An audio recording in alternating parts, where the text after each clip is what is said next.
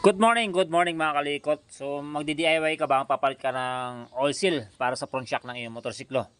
Tulad nito. Magpapalit ako ng oil seal shock dito.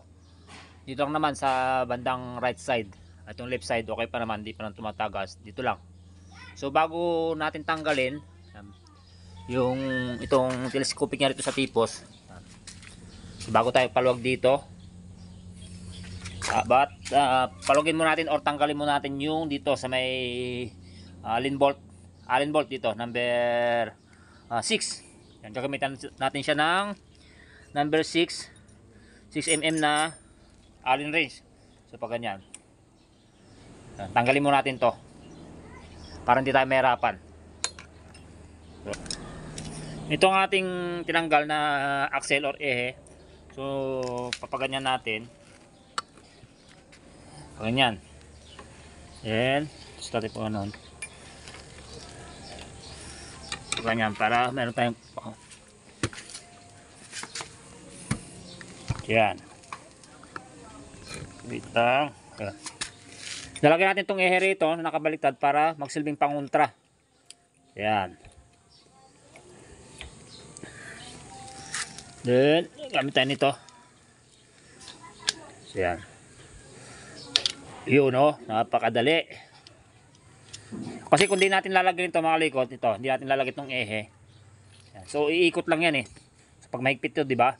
Tapos pagkagawa, iikot lang itong ating outer tube.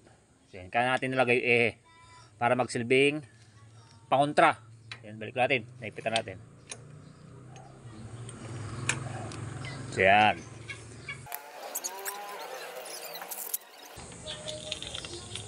Yun, tanggal na. Okay.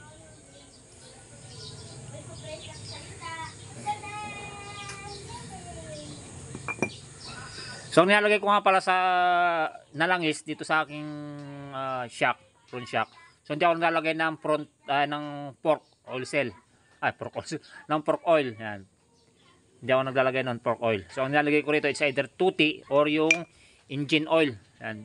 Sa paglagay kasi ng oil dito sa mga front shock, so nakadepende, nakabase sa mga road conditioning, road condition kung ano yung dinadaanan mo, kung may rough road ba, kung highway naman. So nakadepende sa pang-araw-araw na dinadaanan. So parang sa akin medyo may mga rough road, kaya nilalagay ko dito kundi tuti, engine oil. So natanggal natin tong outer tube. Yan, tsaka natin papulugan yung o tatanggalin dito. Yan, tsaka natin tatanggalin dyan. Yan.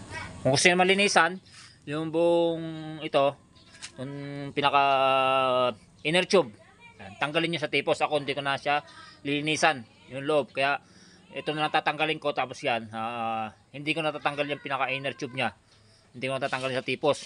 Pero tulad yan sabi ko, kung gusto nyo linisan, yan, tanggalin nyo dyan para malinisan nyo ng mabuti. Yan, ito lang tatanggalin ko dyan mga likod.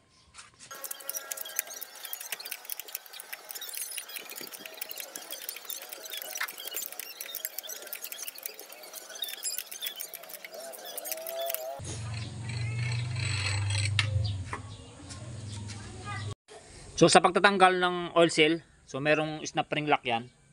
Susungkitin lang natin ng mga tulis na bagay or yung plus screw na maliit.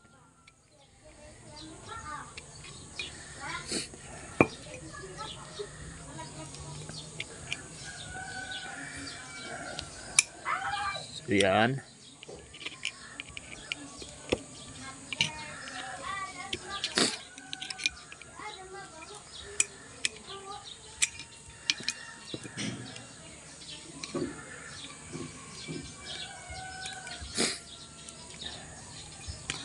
Okay, natanggal natin tong snap ring lock.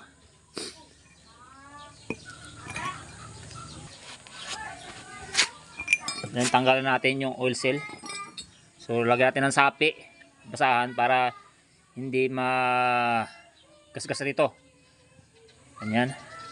Tapos ito, meron tayong panungkit dito.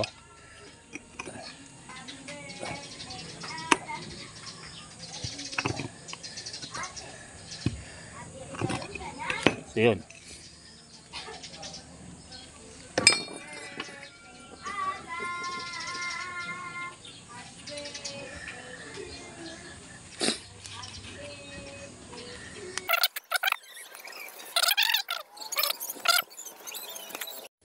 So after natin malinisan, so lalagyan natin itong bagong oil seal. Yan, sukat nito is 31, 41, 10.5.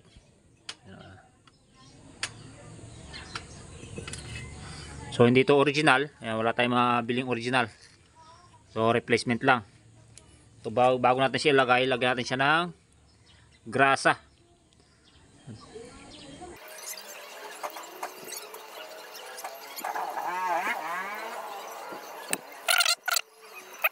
So, pasok na natin.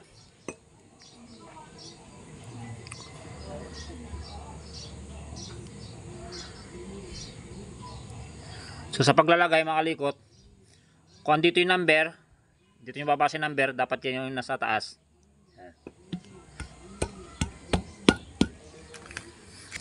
Gamitin natin yung lumang oil seal para pangpalubog. So yun, okay na. Then balik natin yung snap ring lock.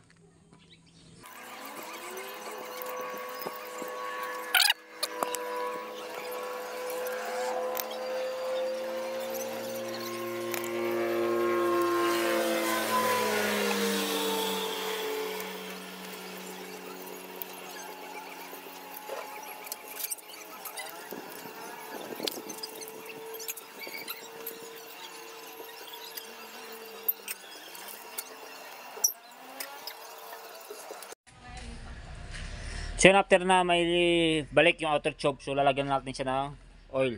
So pag nasabi ko, tuti yung ginagamit ko. Pwede rin engine oil, bahala na kayo. So ako pag naglalagay ako sa aking motor, ang sukat lang ng nilalagay ko is 75 to 100 ml. So hindi na ako nag-exist hanggang patas ng 100 ml. Mari babawasan ko pa.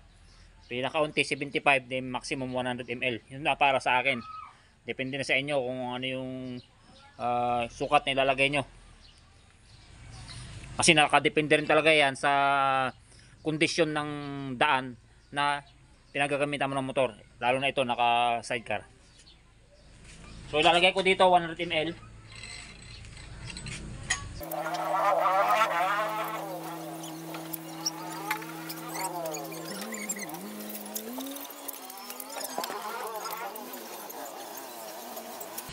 Itaas baba natin tong outer tube para yung buong outer tube malagyan ng langis.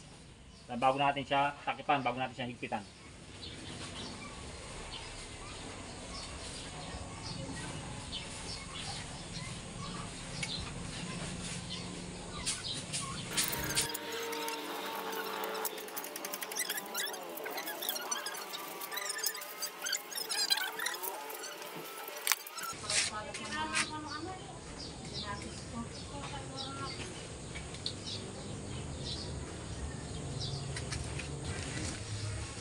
So yun, after natin may lagay itong takip dito, tapos okay na yung langis niya, then higpitan na natin dito dahil di pa natin nahigpitan yan.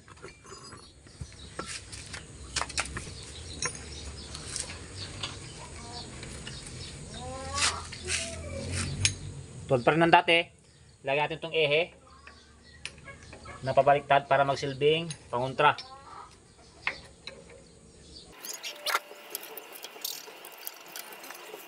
Yun, okay na.